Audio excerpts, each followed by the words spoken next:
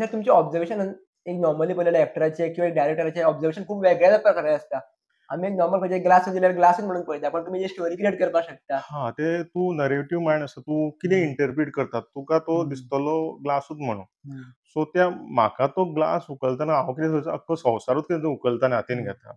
अशें हांव as a director चिंत्ता आनी तशें तूं एक्टराक सांगता, हो हं, तूं ग्लास उखलतना नॉर्मल कोण आतां कसो उखलता, पूण हं, तो उखलतना तुजी बॉडी लँग्वेज, तुजें हं, मायंडसेट, तुजें आय कॉन्टॅक्ट, तुजे भितरलो इमोशनल कितें आसा, हं, तो थारोवचो पडटा.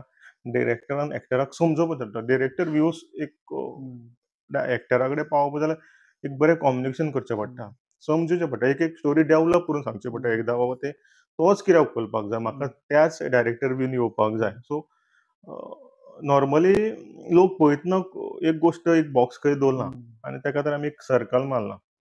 थोड्यांक ऑडियन्साक तें सर्कलूच दिसतलें, पूण म्हाका त्या बॉक्सार खंय तरी हांवें एक चंद्र दवरला. अशें हांव प्रेडिक्ट करता आनी तशें तें हं, जाता. तशें ते लोकां पर्यंत दिसपाक जाय थंय तरी हं, मुवमेंट्स, तेजे डायलॉग्स हे तुका सपोर्ट करता हं, आनी ते मागीर लोकां पर्यंत अरे थंय कितें तरी हं. तें आसलें तें. तो बेश्टो बिंदू नासलो.